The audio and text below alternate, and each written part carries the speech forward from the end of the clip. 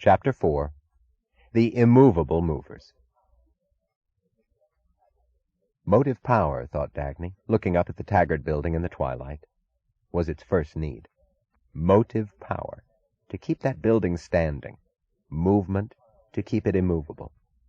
It did not rest on piles driven into granite. It rested on the engines that rolled across a continent. She felt a dim touch of anxiety. She was back from a trip to the plant of the United Locomotive Works in New Jersey, where she had gone to see the president of the company in person. She had learned nothing, neither the reason for the delays nor any indication of the date when the diesel engines would be produced. The president of the company had talked to her for 2 hours, but none of his answers had connected to any of her questions. His manner had conveyed a peculiar note of condescending reproach whenever she attempted to make the conversation specific, as if she were giving proof of ill breeding by breaking some unwritten code known to everyone else. On her way through the plant, she had seen an enormous piece of machinery left abandoned in a corner of the yard. It had been a precision machine tool once, long ago, of a kind that could not be bought anywhere now. It had not been worn out. It had been rotted by neglect, eaten by rust, and the black drippings of a dirty oil. She had turned her face away from it. A sight of that nature always blinded her for an instant by the burst of too violent an anger. She did not know why. She could not define her own feeling.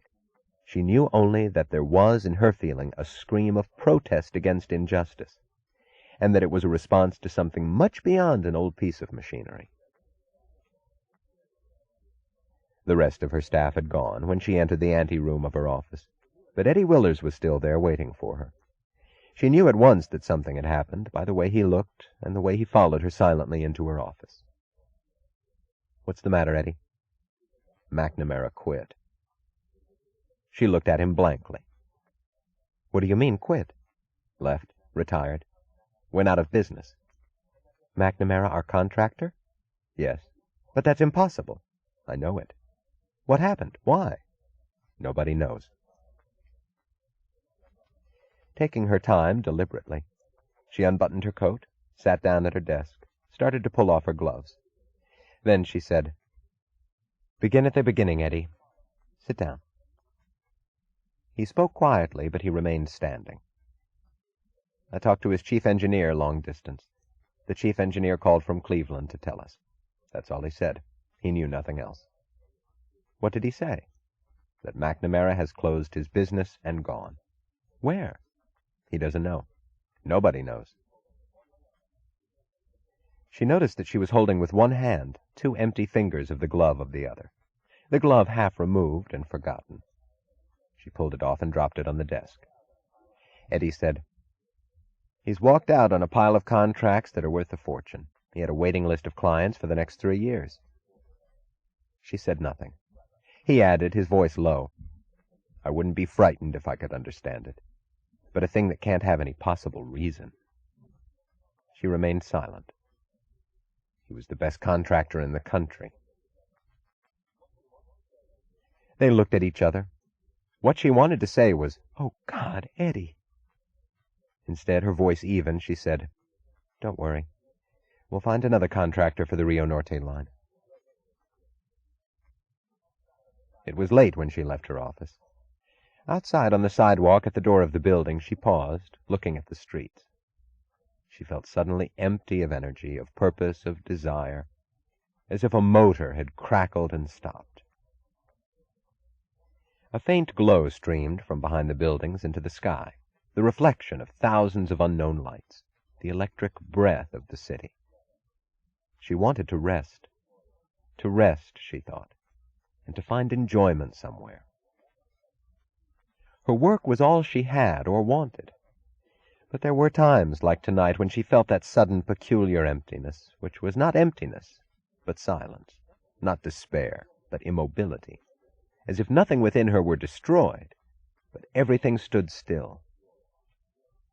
Then she felt the wish to find a moment's joy outside, the wish to be held as a passive spectator by some work or sight of greatness, not to make it, she thought, but to accept, not to begin, but to respond, not to create, but to admire. I need it to let me go on, she thought, because joy is one's fuel. She had always been, she closed her eyes with a faint smile of amusement and pain, the motive power of her own happiness. For once, she wanted to feel herself carried by the power of someone else's achievement. As men on a dark prairie like to see the lighted windows of a train going past, her achievement, the sight of power and purpose that gave them reassurance in the midst of empty miles and night. So she wanted to feel it for a moment, a brief greeting, a single glimpse, just to wave her arm and say, "Someone is going somewhere." She started walking slowly, her hands in the pockets of her coat, the shadow of her slanting hat brim across her face. The buildings around her rose to such heights that her glance could not find the sky. She thought, it has taken so much to build this city. It should have so much to offer. Above the door of a shop, the black hole of a radio loudspeaker was hurling sounds at the streets. They were the sounds of a symphony concert being given somewhere in the city. They were a long screech without shape, as of cloth and flesh being torn at random. They scattered with no melody, no harmony, no rhythm to hold them. If music was emotion, and emotion came from thought, then this was the scream of chaos, of the irrational, of the helpless, of man's self-abdication. She walked on. She stopped at the window of a bookstore. The window displayed a pyramid of slabs in brownish-purple jackets inscribed, "The Vulture is Molting." "The novel of our century," said a placard. "The penetrating study of a businessman's greed, a fearless revelation of man's depravity." She walked past a movie theater. Its lights wiped out half a block, leaving only a huge photograph and some letters suspended in blazing midair.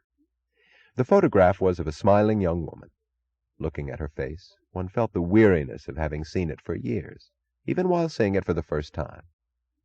The letters said, in a momentous drama giving the answer to the great problem, should a woman tell? She walked past the door of a nightclub.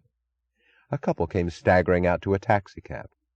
The girl had blurred eyes, a perspiring face, an ermine cape, and a beautiful evening gown that had slipped off one shoulder like a slovenly housewife's bathrobe, revealing too much of her breast, not in a manner of daring, but in the manner of a drudge's indifference. Her escort steered her, gripping her naked arm. His face did not have the expression of a man anticipating a romantic adventure, but the sly look of a boy out to write obscenities on fences. What had she hoped to find? She thought, walking on. These were the things men lived by, the forms of their spirit, of their culture, of their enjoyment. She had seen nothing else anywhere, not for many years.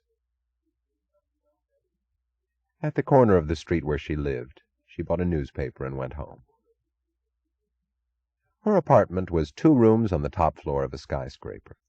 The sheets of glass in the corner window of her living room made it look like the prow of a ship in motion, and the lights of the city were like phosphorescent sparks on the black waves of steel and stone. When she turned on a lamp, long triangles of shadow cut the bare walls in a geometrical pattern of light rays broken by a few angular pieces of furniture. She stood in the middle of the room, alone between sky and city. There was only one thing that could give her the feeling she wanted to experience tonight. It was the only form of enjoyment she had found. She turned to a phonograph and put on a record of the music of Richard Halley. It was his 4th concerto, the last work he had written. The crash of its opening chords swept the sights of the streets away from her mind. The concerto was a great cry of rebellion. It was a no flung at some vast process of torture, a denial of suffering, a denial that held the agony of the struggle to break free. The sounds were like a voice saying, "There is no necessity for pain. Why then is the worst pain reserved for those who will not accept its necessity? We who hold the love and the secret of joy, to what punishment have we been sentenced for it, and by whom?" The sounds of torture became defiance. The statement of agony became a hymn to a distant vision for whose sake anything was worth enduring, even this. It was the song of rebellion and of a desperate quest.